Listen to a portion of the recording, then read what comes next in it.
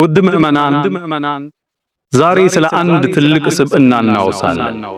ቁርአን ውስጥ ታሪኩ ስለተጠቀሰ የዓለምን ምስራቁንም ምዕራቡንም ዙሮ ፍትህንና ተውሂድን አላህን ስላስተዋወቀ ከተሞችን ስለከፈተ ኃያል ንጉሥ እናወራለን። አሁን ዓለማችን ከ257 ሀገራት በላዮች አሏት። 197ቱ ዕውቅና ተችሯቸዋል። 57ቱ እየጠበቁ ናቸው። እሱ ግን የምስራቁም የምዕራቡም የሰሜኑም የደቡቡም ንጉሥ የነበረ ምድርን የዞረ በምድር የሁሉም አቅጣጫ የተንቀሳቀሰ ዕውቀትና ጥበብ የተሰጠው የተለየ የአመራር ብቃትን የተቸረ ታላቅ ንጉሥ፣ ጥበበኛ ንጉሥ፣ ክንደብርቱ ንጉሥ፣ አዋቂ ንጉሥ፣ አላህ ያከበረው ያላቀው የአላህ ባሪያ ዙልቀርነይን ስለሱ እናወሳለን። ይህ የአላህ ባሪያ ታሪኩን አናውቀውም ነበር። ጅማሩ እንዲህ ነው። ነቢዩ ዓለይሂ ሰላቱ ወሰላም ዳዕዋቸውን መካ ላይ ሲጀምሩ ቁረይሾቹ በርካታ የቤተሰብ ክፍላቸው ወደ እስልምና ተመም። ይህን ጉዞ ለመግታት ወደ መዲና አካባቢ ሄዱና የሁዶችን አንድ ጥያቄ ጠየቁ። እኛ ዘንድ ነቢይ ተልኳል፣ ሕዝብ የሚከተለው በዛ፣ ነቢይ አለመሆኑን የምናስተባብልበት መረጃ ስጡን አሏት። የሁዶችም ነቢይ እንጂ ማቀውን 3 ጥያቄ ሰጧቸው። 3 ጥያቄ ጠይቁት፣ ከመለሳቸው ነቢይ ነው አሉ። 3 ጥያቄ ተቀብለው መጡ። የመጀመሪያው ጥያቄ አነፈሪል ስለተሆኑ ጭፍሮች ጠይቁት። ከክፍለ ዘመናት በፊት ከቤታቸው ወጥተው ስለተሰወሩ። ሁለተኛ አረጁልን ጠዋፍ ምድርን ቀኟንም ግራዋንም ስለ ዞራት ንጉሥ ጠይቁት። ሶስተኛው ስለ ሩህ ጠይቁት። 3ቱን ከመለሰ ነቢይ ነው አሏት። ቁረይሾች ይህን ጥያቄ ይዘው መጡ። ነቢዩ ዓለይሂ ሰላቱ ወሰላም ዘንድ ተሰየሙ። አንተ መሐመድ 3 ጥያቄ እንጠይቀሃል፣ ከመለስ እስልምና እንቀበላለን። ነቢዩ በጣም ደስ አላቸው። 3ቱን ጥያቄ አቀረቡላቸው። ነቢዩ ዓለይሂ ሰላቱ ወሰላም አሚኑን አላ ወሕይ ያልተነገራቸውን አያወሩ። ጥያቄው ሲቀርብላቸው ነገ ኑልኝ ጅብሪል መልስ ሲያመጣ ሰጣችኋለሁ። እዚች ላይ ለመስለም እንዲሰርቡ ስለጓጉ ኢንሻአላህ ሚል ቃል አልተጠቀመም። አላህ ይሄን ውሳኔ ወደሱ ባለማስጠጋታቸው እኛንም እሳቸውንም ማስተማር ፈለገ። ለአንድ ወር ሙሉ መልስ ዘጋለ። ጅብሪል ይመጣል፣ ስለ 3ቱ ጥያቄ ግን መልስ አይሰጥም። ቁረይሾች በጠዋት ይመጣሉ። ነገ ብለህን ነበር መልሶ ይታል። ቆይ ገና መልስ አልመጣልኝ። ቀናት ተቆጠሩ። መሐመድ ውሸታም ነው እያሉ ማስተጋባት ጀመሩ። ከወር በኋላ ጅብሪል መልስ ይዞ መጣ። ጅብሪል አላህ ወረድ ካላሉ አይወርድ። አንዳንዴ ሲቀርባቸው ነብዩ ይናፍቁት ነበር። አንዴ ሲመጣ ጠየቁት፣ ያ ጅብሪል ለምን ነው ቶልቶሎ ማትጎበኘን አሉት። አንድ መልስ ሰጣቸው፣ ወማ ነተነዘሉ ኢላ ቢአምሪ ረቢክ፣ የዓለማቱ ጌታ ካላዘዘን እኮ አንወርድም ያ መሐመድ አለ። ለአንድ ወር መልስ፣ ከወር በኋላ መልስ መጣ። ታሪኩን አላህ ቁርአን ላይ እንዲጀመረው ወየስአሉነከ አን ዙልቀርነይን፣ አንተ መሐመድ ስለ ዙልቀርነይን ይጠይቁሃል። መልሱን ይኸውልህ ንገራቸው። ሰአትሉ ዓለይኩም ሚንሁ ዚክራ። ዙልቀርነይን ምድርን 500 ዓመት ነው የተጓዘ።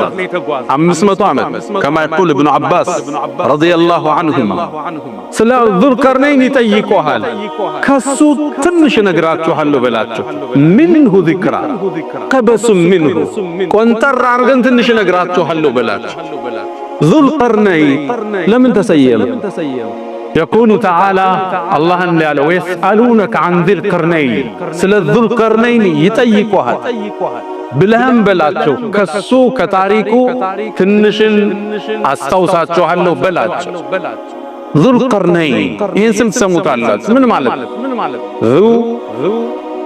ሳሂብ እንደማለት ነው። የሁለቱ ቀንዶች ባለቤት ምን ማለት ነው? ቀርን የሚለው ቃል በአረብኛ ብዙ ትርጉም አለ። ክፍለ ዘመን ማለትም ይሆናል። እንስሶች ላይ የምናየው ቀንድም ማለትም ይሆናል። የአንድ ነገር ሁለት ጫፉ ቀርን ይባላል። ጫፍና ጫፍ እንደማለት ነው። የሁለቱ ጫፎች ቀንዶች ጠርዞች ባለቤት ምን ማለት ነው ትርጉሙ? ለምን ይሄ መሪ በዚህ ስያሜ ተሰየመ? አንደኛው የሚለብሰው ዘውድ ላይ ሁለት ቀንድ የሚመስል ነገር አለው አሉ ሙፈሲሮች። ሁለተኛው አይደለም ሁለት ክፍለ ዘመናትን ስለኖረ ስለመራ ያንን ለመጥቀስ ነው። ሶስተኞቹ ምስራቁንም ምዕራቡንም ዳርቻ ላይ ስለደረሰ ሁለቱን ያዳረሰ የሁለቱም ባለቤት እንደማለት ነው።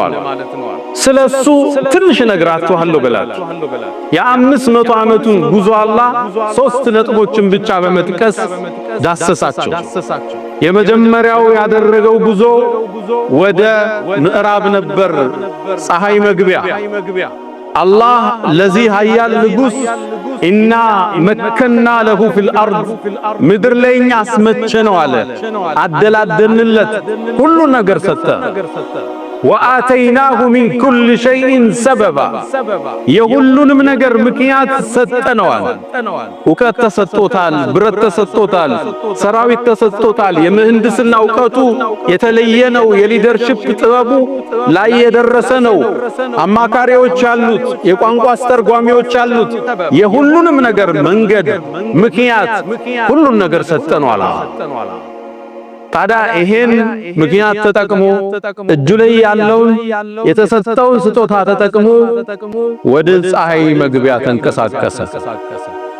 ወደ ፀሐይ መግቢያ እዛም እንደደረሰ ፀሐይቱ ወደ ጥቁር ጭቃ ወደሚመስል ስትጠልቅ አያት ይላል አላህ። ወንዙ ላይ ደረሰ፣ ጫፍ ደርሶ ከደረሰ በኋላ ወንዙን ማለፍ አልቻለም። ፀሐይዋን ግን ተመለከታት፣ ስትገባ አያት። የአድማሱ ጫፍ ላይ ተመለከታት። ጥቁር ጭቃ ውስጥ ምትገባ ይመስል ነበር ምንጩዝ። ከዛም ሰዎችን አገኘ። አላህም መመሪያ ሰጥቶ አንተ ዙልቀርነይን እነዚህ ሰዎች ላይ የምትፈልገውን እርምጃ ውሰድ አለው። እሱም ላመኑት ሊሸልም ላላመኑት ሊቀጣቸው ቃል ገብቶ ይሄን ቋጭቶ ወደ ምስራቅ ተጓዘ። ወደ ፀሐይ መውጫ ተጓዘ። ልብ በሉ ከደቡብ ወደ ምስራቅ የምድር ጫፍ ስንት ጉዞ እንዳረጉ ሰቡ፣ ስንት ታሪክ እንዳደረገ ሰቡ፣ ስንት ዳኝነት ስንት ጦርነት እንዳረገ ሰቡ። ግን አላህ ሚንሁ ዚክራ ትንሹን ነው የምነግራቸዋል። ሰፊ ታሪክ። ወደ ምስራቅም ሲደርስ ፀሐይ ስትወጣ አገኛት። እሷም የወጣችባቸው ህዝቦች ልብስ የሌላቸው መጠለያ የሌላቸው ነበር፣ ራቁትም የሚኖሩ ህዝቦች። ከዛም ዙልቀርነይን ጉዞውን ወደ ሰሜን በኩል ተንቀሳቀሰ። ወደ ቱርክ፣ ወደ አዘርባይጃን፣ ወደ አርሜኒያ አካባቢ ተንቀሳቀሰ። እዛም አካባቢ ሲደርስ ሰዎችን አገኘ። ላ የካዱነ የፍቀሁነ ቀውላ ንግግርን የማይችሉ ቋንቋ ማያውቁ የበረሃ ሰዎችን አገኘ። በተራሮቹ መሃል የሚኖሩ ሰዎችን አገኘ። ቋንቋ አይችልም፣ ብዙ አስተርጓሚዎች አሉ። የሆነ ነገር ግን ሊነግሩት እንደፈለገ አቋል። በአስተርጓሚ ጠየቃቸው። ምንድነው ፍላጎታቸው? ኢብኑ አባስ ቱርጁማኑል ቁርአን የነቢዩ አጎት ልጅ ምን ይላሉ? 70 አስተርጓሚ ደርሷል ይላሉ። በሱና በነሱ መሃል ልብ በሉ። ከእንግሊዘኛ ወደ ፈረንሳይኛ፣ ከፈረንሳይኛ ወደ ኦሮምኛ፣ ከኦሮምኛ ወደ አማርኛ፣ ከአማርኛ ወደ 70 አስተርጓሚ ተሸጋግሮ መልእክታቸው ይደርሰዋል። ቃሉ ያ ዙልቀርነይን አንተ ዙልቀርነይን ሆይ የእጁጅና መእጁጅ የሚባሉ ምድርን ቢበክሉ ሰዎች አሉ። በእነዚህ ሁለት ተራራዎች መሃል ነው የሚወጡት። እባክህን ግብር እንክፈልህና ተራራውን ዝጋልን አለ። እነዛ የእጁጅ ወመእጁጅ የአደም ልጆች ዝርያ ናቸው። እኛ 1 እነሱ 9% ልዩነታችን፣ እኛ 10 እነሱ 9። በእነዚህ ሁለት ተራራዎች መሃል ነው የሚወጡት። እባክህን ግብር እንክፈልህና ተራራውን ዝጋልን አለ። እነዛ የእጁጅ ወመእጁጅ የአደም ልጆች ዝርያ ናቸው። እኛ 1 እነሱ 9% ልዩነታችን፣ እኛ 10 እነሱ 90። ለወደፊትም ከምድር ውስጥ ይወጡና ምድር እንደሚሞሏት ታሪኩ ሰፊ ነው። ይወጡና ሰው ገለው ሰው በልተው አዝርዕቱን ቆርጠው ይመለሳሉ ወደ ተራሮች ውስጥ። እባክህ ዝጋልን አሉ። ግብር እንኳን አልቀበላቸውም። ጌታ የሰጠኝ ልቅና ሌላ፣ ጌታ የሰጠኝ ከፍታ ሌላ ነው፣ ባይሆን እገዙኝ አላቸው። ብረትን ቆራርጠው አመጡ። ብረቱንም በሁለቱ ተራሮች መሃል አነጠፈ።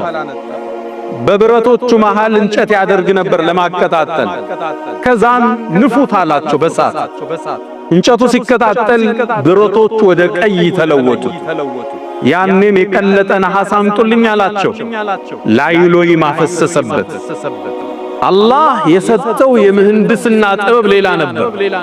የሚገርም የአርክቴክት ጥበብ የነበረው ነበር ዙልቀርነይን።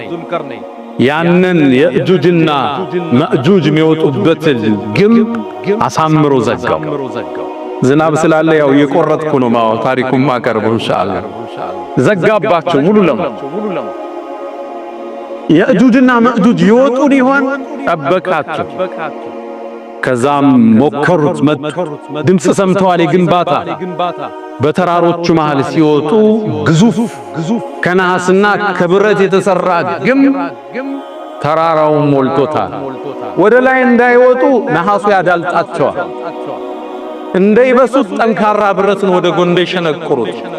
ፈመስጣዑ አን የظهሩ አላህ ከላይም ሊወጡት አልቻሉ። ወመስጣዑ ለሁ ነቅበን ሊበሱትም አልቻሉ። ፈመስጣዑ እዚኛው ላይ ታለ ዚያደቱል መብና ዚያደቱል መዕና መውጣት ነበር የሚቀለው፣ መብሳት ከባድ ነው፣ አልቻሉም ይላል።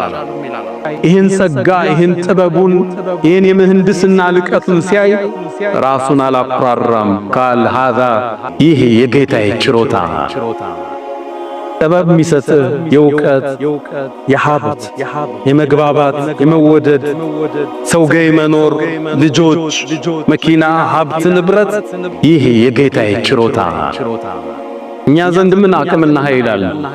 ዙልቀርነይንም አላህን አመሰገነ። የጌታዬም ቀጠሮ ሲመጣ ይሄን የምታዩትን የነሐስ ግንብ ደከን መሬት ጋር ያስተካክለዋል አላቸው።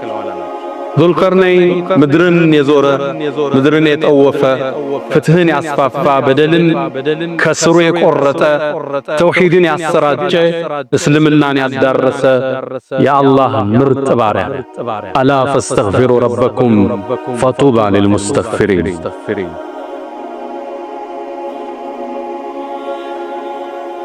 الحمد لله على إحسانه والشكر له على تفضله وامتنانه ولا إله إلا الله تعظيما لشانه وصلى الله وسلم وبارك على رسوله وإخوانه أما بعد የንጉሶች ሁሉ ንጉስ የነገስታት ፈጣሪ አላህ ዙልቀርነይንም ምድርን በፍትህ ከመራ በኋላ አጀሉ ባቢል ላይ ሲደርስ ደረሰ። ሞት ቀረበ። እንደሚሞት አወቀ። ለእናቱ አንድና ብቸኛ ልጅ ነበር። እናቱ በጣም ተወደው ነበር። የሱም ሞት መሸከም እንደሚከብዳት አወቀ።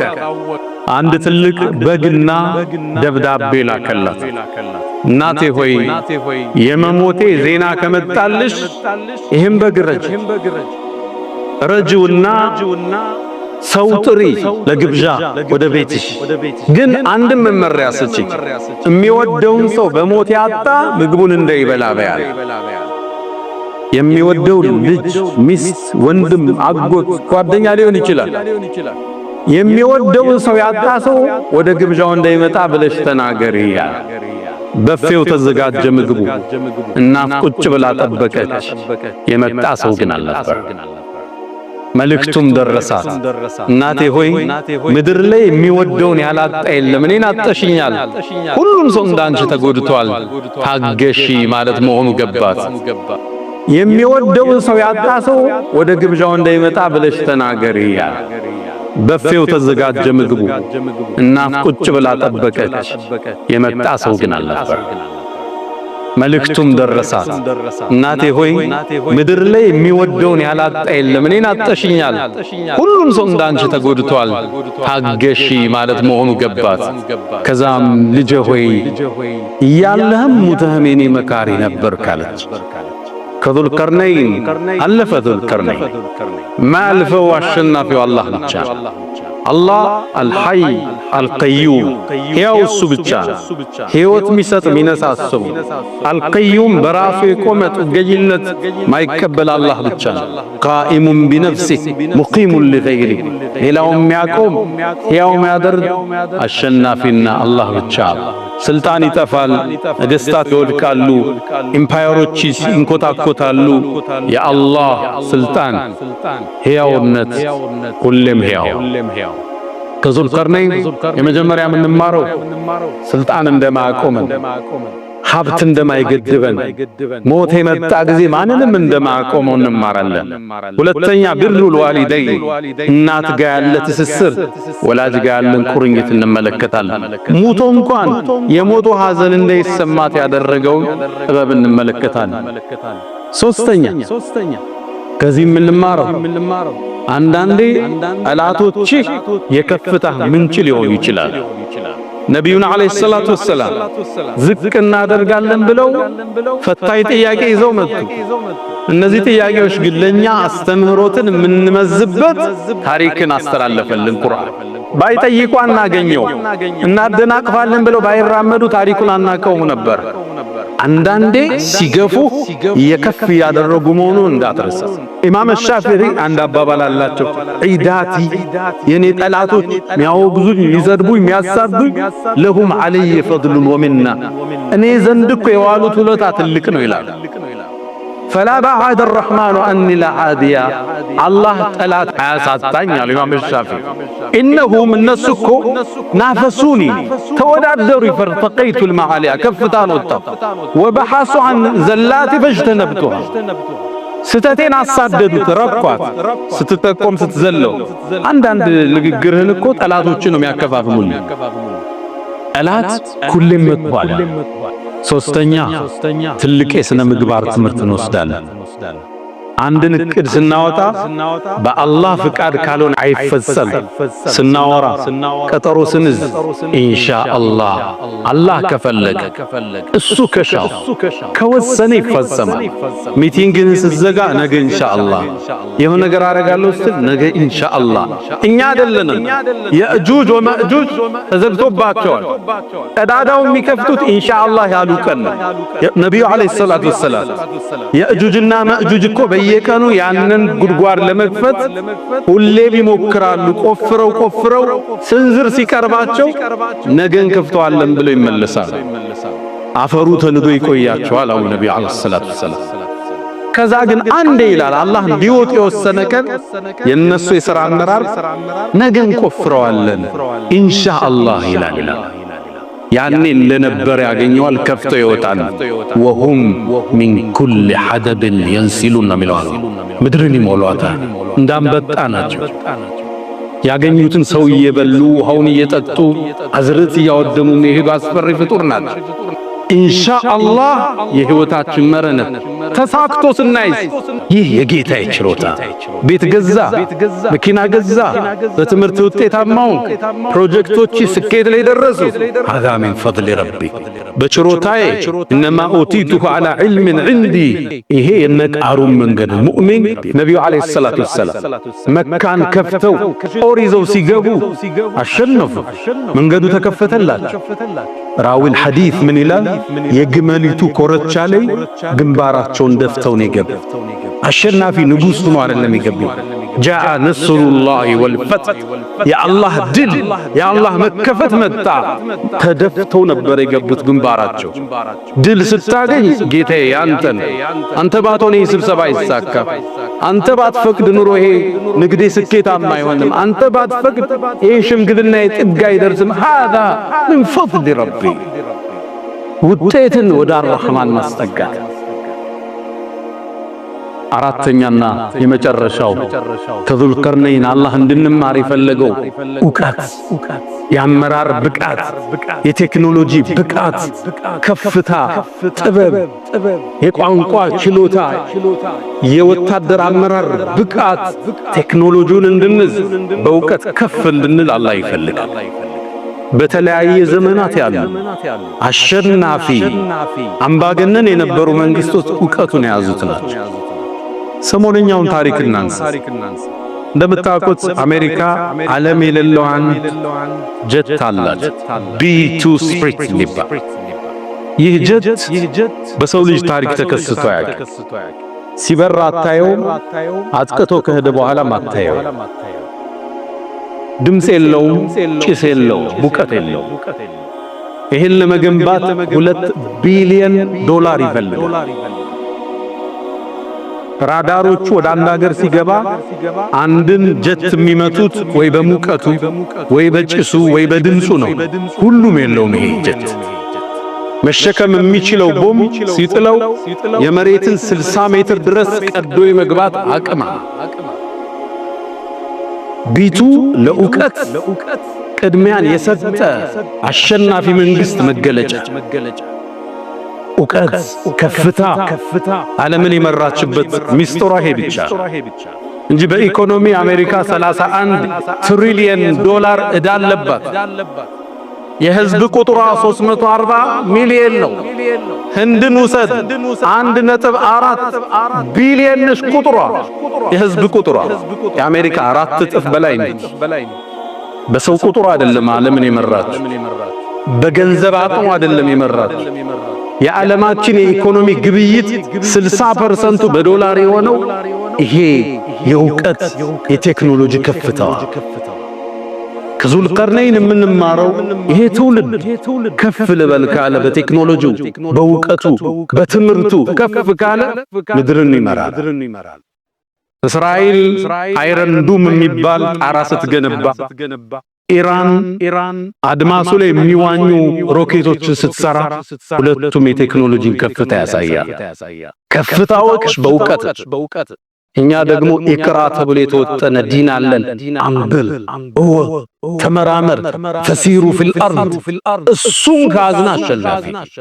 ዕውቀት ላይ ያልተገነባ ሲቪላይዜሽን ስልጣኔ ዋጋ የለው።